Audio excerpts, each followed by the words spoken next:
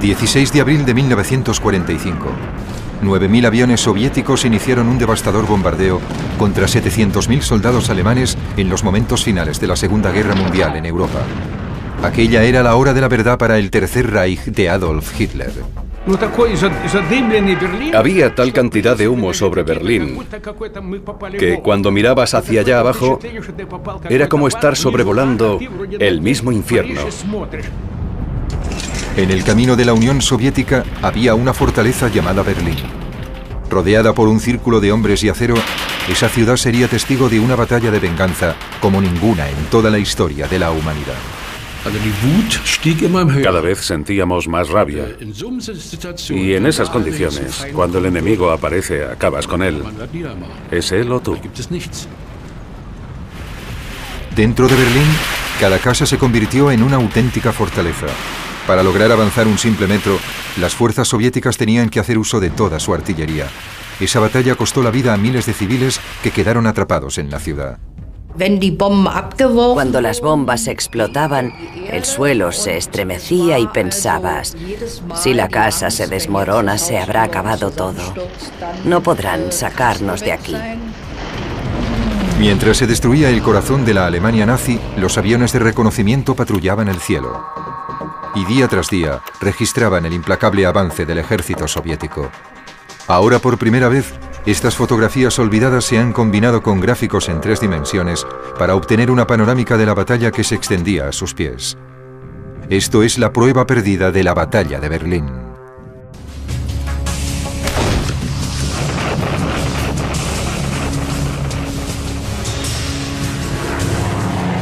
Las pruebas perdidas. La batalla de Berlín.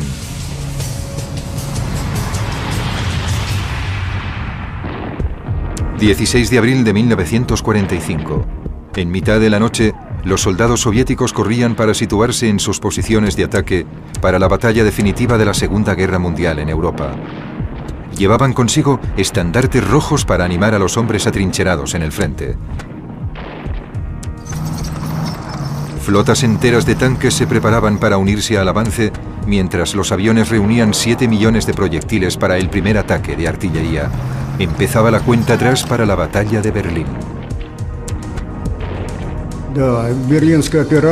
La operación Berlín tuvo algo de especial. Todo el mundo tenía la sensación de que se trataba del fin de la guerra. La moral de los soldados estaba por las nubes.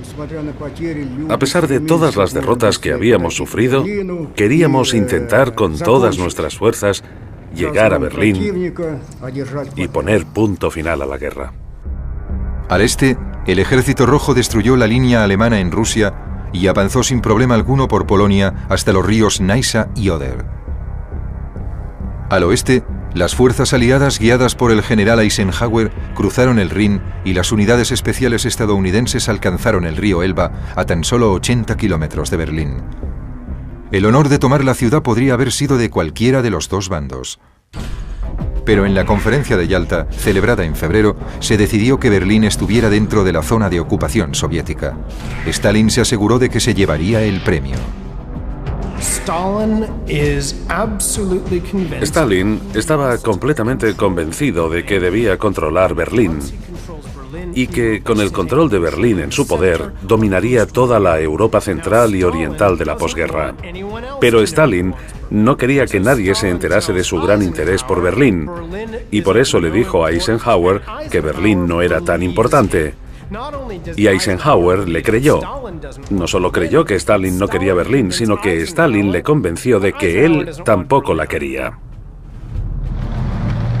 Mientras los aliados se encargaban de los últimos núcleos de resistencia en el oeste y conseguían refuerzos para el avance hacia el sur de Alemania, Stalin se preparaba para la decisiva batalla de Berlín.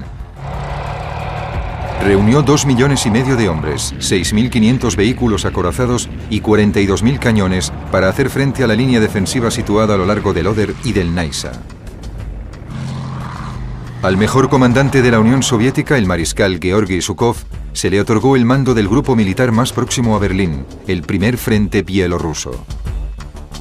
Frente a las fuerzas soviéticas había 700.000 soldados alemanes. Muchos eran reclutas poco experimentados que no disponían de suficientes tanques ni artillería. Aún así, los soldados alemanes estaban decididos a luchar hasta la muerte para defender su ciudad. Los aviones de reconocimiento aliados inmortalizaron el curso de esta gran batalla. Ahora, combinadas con gráficos en 3 dimensiones, estas viejas fotografías olvidadas nos ayudan a disipar la niebla de la guerra. A las 3 en punto de la madrugada, la batalla de Berlín empezó con la ensordecedora descarga de 9.000 cañones.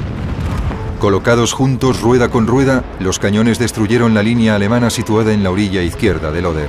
Las trincheras y los cañones quedaron pulverizados por la lluvia de proyectiles y bombas. No digo que no tuviéramos miedo, ni que no estuviéramos preocupados, porque era evidente que lo estábamos. Pero teníamos claro que debíamos cruzar el río, ocupar una zona estratégica y utilizarla como punto de partida para el gran ataque.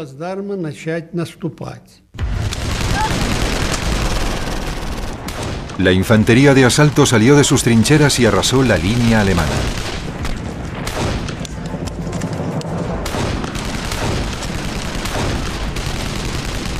Por orden de Zhukov, se instalaron 143 reflectores en el frente. Se encendieron para iluminar la zona y facilitar el ataque de las tropas soviéticas.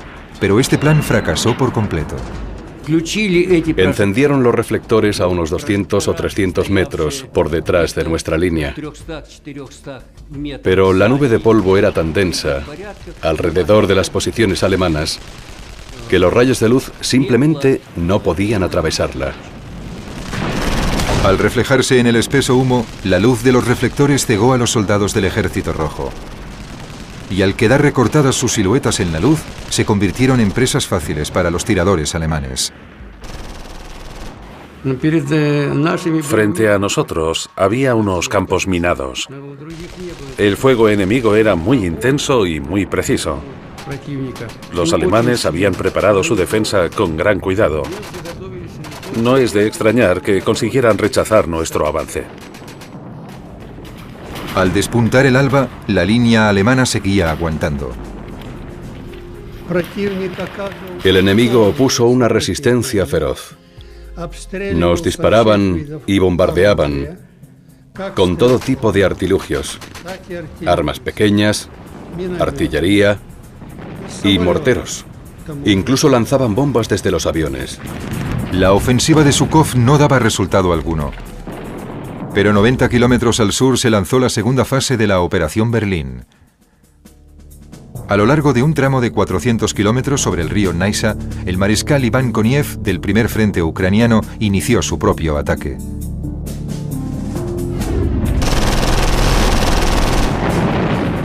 Desde 150 puntos distintos, la infantería de Koniev cruzó el río utilizando cualquier cosa que flotara. En tan solo 20 minutos habían conseguido establecer una cabeza de puente en la orilla oeste. Una vez construidos los puentes, los tanques de Koniev cruzaron rápidamente. A pesar del contraataque brutal de los alemanes, Koniev consiguió avanzar 13 kilómetros. Pero en el norte el ataque de Zhukov era sofocado una vez más. La principal línea defensiva alemana bloqueaba la carretera de entrada a Berlín a lo largo de las colinas de Seilov, de unos 50 metros de altura. Las colinas de Seilov eran la línea más importante de la defensa alemana y una de sus posiciones más ventajosas. Se trataba de un terreno muy abrupto, cubierto de bosques y repleto de barrancos y ríos. Y tras cada barranco se camuflaba una posición fortificada y fuertemente armada.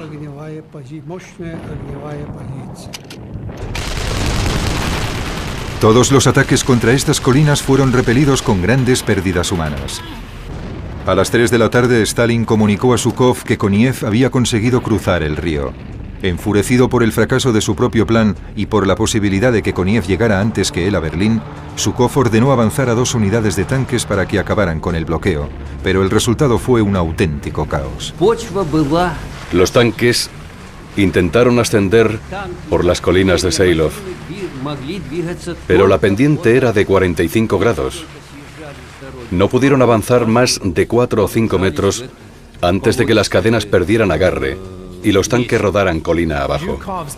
Los tanques de Zhukov avanzaron sobre el Oderbruch, el pantano a orillas del río Oder, removiéndolo todo de tal forma que dificultó el avance de la artillería. En plena desesperación para intentar conseguir los plazos impuestos por Stalin, Zhukov llegó a sus tropas al límite. Al final del primer día, los defensores alemanes habían sufrido pérdidas enormes a causa de la descarga de más de 1 millón de proyectiles y bombas. Pero cada minuto que conseguían mantener al ejército de Zhukov en el Oder evitaba que la ciudad se convirtiera en una auténtica carnicería.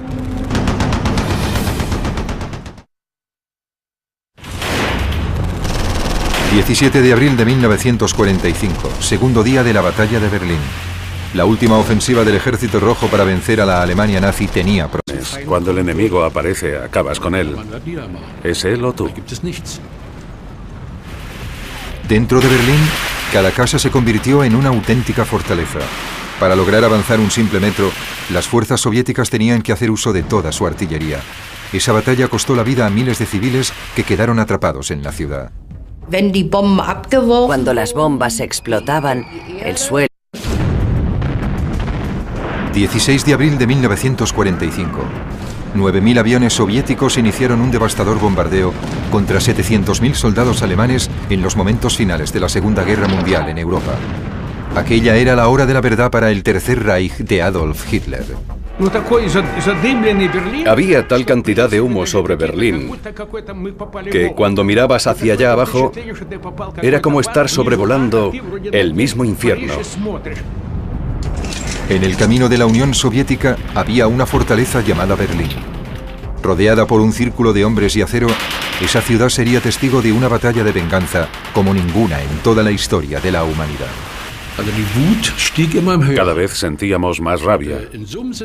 Y en esas condiciones... En 3 dimensiones, para obtener una panorámica de la batalla que se extendía a sus pies. Esto es la prueba perdida de la batalla de Berlín.